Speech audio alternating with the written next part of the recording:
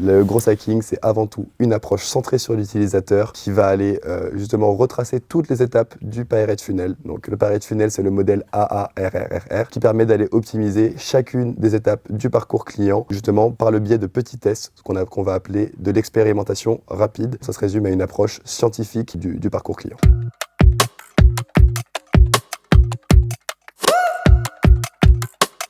Le gros hacking, c'est vraiment un funnel. Donc, il y a 6 étapes qui sont clés. Attirer du trafic vers le site web, faire rester les personnes en leur montrant la proposition de valeur, les activer. Donc, ça, ce qu'on appelle vraiment la phase d'activation. C'est le moment où on va identifier la vraie valeur ajoutée du produit ou du service. Ensuite, la rétention, la recommandation et surtout le revenu, comment on fait pour générer de l'argent. Donc, on peut optimiser chacune de ces étapes par différents biais. Celles qui sont les plus importantes et surtout qui ont le plus d'impact, ce sont toutes les métriques qu'on avait appelées bottom of the funnel parce que sont directement liées à votre produit, à votre service. Donc là, il suffit même pas forcément d'être un bon marketeur, il suffit surtout d'avoir un produit qui répond vraiment aux besoins et aux attentes des utilisateurs. Par exemple, Dropbox, eux, ils ont réussi à faire ce qu'on appelle un growth hack. Mais le meilleur growth hack, c'est vraiment le produit. Mais le moment où ils ont offert 500 MO de stockage en ligne pour chaque utilisateur qu'ils allaient référer, ça leur a permis justement de gagner plusieurs millions d'utilisateurs en l'espace de quelques semaines. Ça, c'était vraiment quelque chose d'incroyable, mais sur le long terme, ça ne leur apporte pas justement une croissance pérenne. L'objectif, ça va être de créer des boucles de croissance organiques où les gens ont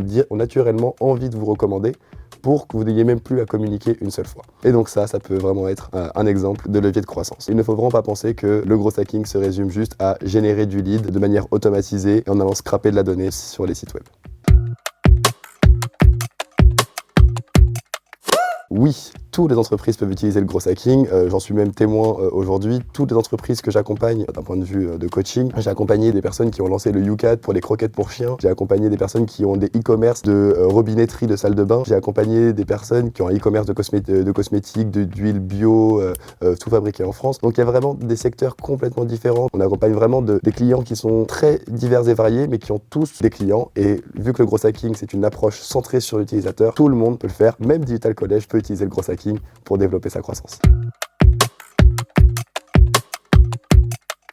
J'ai 3 missions principales. La première, former des professionnels ayant entre 25 et 55 ans qui souhaitent se former au gros hacking pour accélérer leur croissance. Dans un second temps, je vais m'occuper du coaching individuel de ces personnes pour les accompagner sur leurs problématiques personnelles et les aider vraiment à identifier leur propre levier de croissance en fonction de leur projet. Et puis dans un troisième temps, je vais appliquer exactement ce que j'enseigne pendant les cours ou pendant mon coaching directement pour Growth Tribe pour justement accélérer la croissance de notre entreprise. Ça va tout d'abord dépendre de quel est votre objectif principal justement sur un instant T. Est-ce que votre objectif est d'attirer de plus en plus de personnes vers votre site web ou au contraire, ce sera de optimiser votre site web et de réduire le nombre d'étapes avant qu'on puisse utiliser l'action principale de votre produit ou service? Est-ce que ça va être justement de faciliter la recommandation pour créer des boucles de croissance, donc ce qu'on appelle de la viralité organique et justement ne même plus avoir besoin de communiquer pour attirer de nouveaux clients ou utilisateurs? Donc ça va vraiment dépendre énormément.